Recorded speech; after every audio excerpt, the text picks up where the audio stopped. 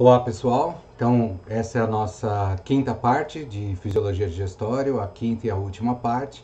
E nessa parte, como eu havia falado para vocês, a gente vai focar na absorção, que é a etapa final da nutrição do organismo e do processo digestório. Bom, então como relembrando, né, o que a gente utilizou no começo das aulas e também agora para fechar, né, o sistema digestório é composto por diversos compartimentos especializados em digerir um determinado tipo alimentar. Apenas a partir da digestão, que é a quebra dos alimentos em nutrientes, é que estes podem ser absorvidos. Então a digestão a gente já viu, tanto a mecânica como a química, e agora a gente vai olhar para a absorção desses nutrientes. De modo que a digestão constitui o primeiro passo na nutrição do organismo. Então aqui, resumidamente, a gente tem as enzimas que são liberadas, né, ao longo do trato gastrointestinal. Então, a amilase salivar, em algum grau a lipase lingual. Normalmente eu não falo muito da lipase lingual, porque eu acho que a contribuição é bem pequena. A da amilase salivar ainda é bem maior, né? Pepsina, tem uma lipase gástrica também atuando, né? Mas a pepsina sendo a principal enzima atuando aqui. E depois o suco pancreático, que contém a grande quantidade de enzimas que vão dar andamento à digestão química, né? Essas são consideradas enzimas luminais, porque são secretadas no lúmen, e uma vez que elas são secretadas no lúmen, elas vão agir na porção mais agitada, né? E a gente tem enzimas da borda em escova, que são secretadas ali pelas criptas, como a gente havia comentado anteriormente, endopeptidase, disacaridases, como maltase, sacarase, lactase e isomaltase, e dipeptidases, como oligopeptidases e dipeptidases, né? Que vão agir na fase mais calma, aquela próxima dos vilos, né? Bom, a digestão dos três grupos principais de macronutrientes, e por macronutrientes a gente está falando dos carboidratos, proteínas e gorduras, se dá por reações de hidrólise. Então, quando a gente fala reação de hidrólise, ela precisa de água. Então, toda aquela água que é secretada, ela não funciona só como uma água para prover um meio líquido para as reações acontecerem, mas ela também é reagente. Então a água entra como reagente e ela é consumida no processo digestivo, né? Então a quantidade total de líquido a ser absorvido é igual ao ingerido, que é normalmente 1,5 litros, né? Que a gente ingere de água. Entretanto, as secreções ao longo do tubo digestivo chegam a aproximadamente 7 litros. A gente comentou isso anteriormente, né? De modo que a maior parte é reabsorvido no delgado e apenas 1,5 litro é reabsorvido no intestino grosso. Então, ela é usada como reagente, ela é liberada novamente, ela é reabsorvida, tá? Bom, e como funciona então o princípio básico para absorção? Então a gente tem um arranjo aqui, essa figurinha representando um vilo. Então seria como o meu dedo aqui representando um vilo, né? Nessa posição aqui. Então aqui seria o arranjo interno e aqui seria ao redor do vilo, ou seja, ao redor do meu dedo. Como eu venho falado insistentemente, ao redor aqui é meio externo e aqui é o lado interno do corpo, dentro do dedo, né? Então, dentro do vilo, a gente encontra os vasos e o arranjo deles, né, entre capilares, né? E também tem esses ductos lácteos. Esses ductos lácteos fazem parte do sistema linfático que está irrigando, né, a região do intestino ali. Não confundir esses ductos lácteos com os ductos lactíferos, que estão na mama e conduzem leite, tá? O nome é parecido, mas são funções diferentes. Aqui a gente está falando de vasos linfáticos. Bom, aí imagina que eu faço um corte transversal, então eu cortei transversalmente o vilo e estou mostrando ele assim para vocês, né? É essa visão aqui que a gente vai ter. Então, vejam que é compridinha, mas é uma única camada de células. Então, é monocamada. Aqui vai ser a região da borda em escova, né? Aqui a membrana basal. E aqui, junto da membrana basal, a gente vai ter esses vasos que estão representados aqui. Então, o material tem que passar por essa barreira, vai ser a barreira epitelial, né, do intestino, para efetivamente parar dentro do corpo. e aí vai ser reabsorvido pelos vasos ou por esse sistema linfático. Bom, a absorção dos carboidratos monossacarídeos, então a gente tem aqui o amido, então a gente tem a ação da amilase salivar, que é de 20 a 40%, e da amilase pancreática de 50 a 80%, né, variando. Isso quebra em maltose e polímeros de 3 a 9 moléculas de glicose. Aí, por ação da maltase e alfa-dextrinase, a gente tem a produção da glicose. A lactose, por ação da lactase, vai formar a galactose e também glicose. E a sucrose, por ação da sucrase, vai liberar a frutose e uma molécula de glicose, né? Então a sucrose vira uma de frutose e uma de glicose. Bom, a sucrose está bastante presente no milho, né? Tem em grande quantidade, mas quando a gente fala sucrose, lembra algum cereal matinal, né? Porque o cereal matinal ele é essencialmente um amassado cozido de milho com bastante sucrose, que vai virar frutose e glicose, tá? E a lactose virando galactose. Então esses vão ser os monômeros aqui que são absorvidos. E por que eles que são absorvidos? Porque para atravessar aquelas células epiteliais, você precisa de transportadores. Então, no lado luminal da membrana, a gente vai ter transportador SGLT1, que transporta glicose ou galactose em cotransporte com sódio. E o GLUT5, que vai transportar a frutose. Isso entra para dentro da célula, né? Transporte secundário, precisa da ação da bomba de sódio e potássio ATPase para criar os gradientes, para que aconteça esse transporte. Uma vez dentro da célula, glicose, galactose e frutose são jogadas para o espaço intersticial, onde serão absorvidas pela corrente sanguínea pelo transportador GLUT2. E é assim que se dá a absorção desses monossacarídeos. Os aminoácidos, então as proteínas sendo quebradas pela pepsina, a gente vai ter então proteose, peptonas e polipeptídeos. Aí, pelas peptidases pancreáticas, né, como tripsina, quimiotripsina, carboxipolipeptidase, proelastase, a gente vai ter polipeptídeos e aminoácidos. E por ação de peptidases, a quebra desses polipeptídeos em aminoácidos. Então, a proteína ela tem que ser quebrada até aminoácido para poder ser absorvida. Uma vez que elas estão já como oligopeptídeos, ditripeptídeos, a gente tem aqui ação, aqui já na borda em escova, dessas enzimas ligadas à membrana, quebrando em aminoácidos, e aí precisa de transportador, então a gente vai ter transportadores para absorver os aminoácidos. Di e tripeptídeos também podem ser transportados, mas eles vão encontrar essas enzimas no interior da célula aqui, sofrendo ação e sendo também quebrados em aminoácidos.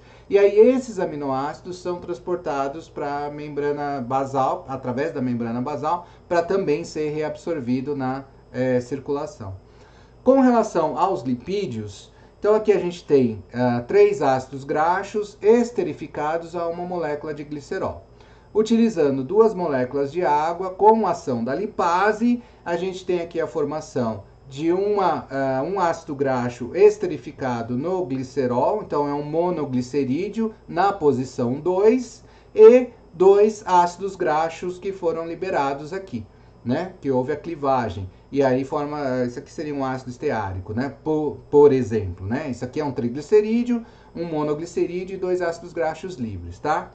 Bom, acontece que quem é absorvido são justamente os ácidos graxos livres, que vão se complexar com proteínas transportadoras e monoacilglicerol. Então vocês vão ver a sigla aqui, né, do MAG, que é o monoacilglicerol, LPL, o colesterol, o USB eu sempre esqueço, mas depois eu vou lembrar. Então a gente tem aqui a gota de lipídio, e aí entra o papel da bile. A bile é um emulsificador. Ela torna a gordura mais solúvel em água, né? Faz uma emulsão. E aí a gente viu que a água não é só para favorecer a ação, mas ela também é reagente. Então, como é que eu vou botar a gordura para reagir com a água se eles não se misturam? Então, o papel do emulsificante, que é a bile, ela tem esse papel fundamental para tornar a água acessível à gota de gordura, ou a gota de gordura acessível à água, para que a enzima possa realizar a sua função. E aí a gente tem a quebra do triglicerídeo em monacilglicerol e ácido graxo livre. Então isso acontece formando micelas, né, com várias camadas. Aí essas micelas com várias camadas formam uma micela ou uma vesícula, né, como está aqui, só com uma camada unilamelar, e aí a gente tem essa organização formando aqui uma disposição bicamada, né, com fosfolipídios, e aí esses fosfolipídios, formando aqui uma micela mista, também estão sujeitos e expostos à ação das lipases. Então a gente tem a fase luminal, que é agitada. Então aqui tem bastante a agitação e mistura, o meio é mais alcalino, uma zona de equilíbrio que vai se aproximando da borda em escova e a região da borda em escova. Nessa zona de equilíbrio fica mais ácido e aí favorece o quê? Esse que está como parece uma molinha é o ácido graxo livre. E esse cara aqui, que tem uma molinha ligada nessas três, nesse esquema de bastão e bolinha, é justamente o ácido graxo ligado ao glicerol, então o monoacilglicerol. Então tá aqui, ó, o ácido graxo livre e o monoacilglicerol com essa estrutura aqui. Eles, ácido graxo se difundindo pela membrana e o monoacilglicerol podendo ser transportado também, né? E aí a gente tem um trocador de sódio e hidrogênio. Então esse hidrogênio é que promove a acidez na região da borda em escova, tá? Isso é importante para que aconteça também a digestão, tá? Da fase luminal mais alcalina para a fase próxima à borda em escova mais ácida, tá? E assim que vai ser quebrado o triglicerídeo e absorvido. Se não tem a bile, não tem a emulsificação. Se não tem a emulsificação, você torna difícil o acesso da lipase ou das lipases para que aconteça a quebra. Então você diminui grandemente a absorção de ácidos graxos e monoacilglicerol, ou seja, a absorção de gorduras. O sódio é absorvido por difusão a favor do seu gradiente e secretado ativamente para a via paracelular. Em consequência disso, uma pressão osmótica é gerada e a água é absorvida por osmose. O íon cloreto também é atraído pelo gradiente eletroquímico gerado, né? Então a gente já conversou sobre isso. A forma com a qual se maneja a água normalmente é manejando os solutos para criar pressão osmótica e atrair a água. Então, por vezes é o cloreto, por vezes é o sódio. Se você leva um ou outro, você vai atrair o outro também por conta do gradiente a diferença de potencial transepitelial que você gera, né? Então, os íons cálcio, ferro, potássio, magnésio e fosfato são absorvidos ativamente pelo epitélio do delgado. Os íons bicarbonato são absorvidos pela reação com o hidrogênio, o próton, formando o H2CO3, de modo semelhante ao que ocorre nos rins, e também pelo modo semelhante como é produzido o ácido clorídrico no estômago, aquele mecanismo que eu mostrei para vocês, tá? Com a troca pelo cloreto. Então aqui só para ilustrar, né? Então aqui, às vezes vocês podem bater o olho e ficar perdido qual que é a porção da membrana basolateral, qual que é o apical. Então, quando a gente está falando do intestino delgado, sempre representa os vilos aqui, né? As microvilosidades. Então é fácil saber que essa daqui é o lúmen do intestino e essa é a porção da membrana basolateral, né? E aqui as junções do tipo tight, né? Então a água passando aqui pelo que a gente chama de paracelular, quer dizer, não passa por dentro da célula, passa entre as células, né? E aqui mostrando a difusão do sódio e aí o sódio sendo secretado para o espaço aqui intersticial, gerando gradiente e atraindo o cloreto também. Apesar que o cloreto não está mostrado aqui, mas é o que aconteceu, né? As vitaminas são micronutrientes orgânicos essenciais. Então a gente já falou macronutrientes quando fala de carboidrato, lipídio e proteína. E micronutrientes a gente está falando de vitaminas, né? Tem funções catalíticas atuando com enzimas ou radicais prostéticos de enzimas envolvidas em reações metabólicas intracelulares vitais. São agrupados de acordo com a solubilidade. Ou seja, as vitaminas são compostos orgânicos que nós não temos a capacidade de sintetizar. Nosso corpo não sintetiza. E a única maneira de obter é pela alimentação. Então, quando você não tem uma quantidade ou um aporte daquele nutriente para ser absorvido pelo corpo, você entra em carência daquele componente, daquela vitamina. Tá? Então, aqui ilustrando para vocês, vitamina A, D, E e K, as funções, o que a carência causa, né? E como se dá a absorção intestinal. Eu não vou ler uma por uma, porque a aula vai estar disponibilizada. Essa tabela é do livro da Margarida também, vocês podem olhar com calma. E eu tenho certeza que na escola todos vocês fizeram um trabalho de saúde do corpo humano, em que cada um falava da carência de um tipo de vitamina, né? Mas eu vou deixar aqui como uma forma, e eu nunca cobrei isso em prova, então também não é algo que eu tenha a intenção de cobrar agora, né? Mas como decoreba, né? Como vocês vão ter a oportunidade de pesquisar bastante coisas, para o problema que a gente vai criar para vocês para resolver, talvez até possa colocar alguma carência de vitamina envolvida, tá? Mas vocês vão poder pesquisar, né? Eu não iria pedir para vocês decorarem todas as vitaminas para escrever numa prova, não faz sentido, né? E aqui colocando as outras classes de vitamina, né, de acordo com a solubilidade e o que fazem cada uma delas. E aqui tem um questionário no final, a aula vai estar disponibilizada e esse questionário serve como um roteiro de estudos para vocês poderem perceber como que vocês estão dominando ou não o assunto, tá? Para poder se preparar bem para essa atividade que a gente vai passar para vocês.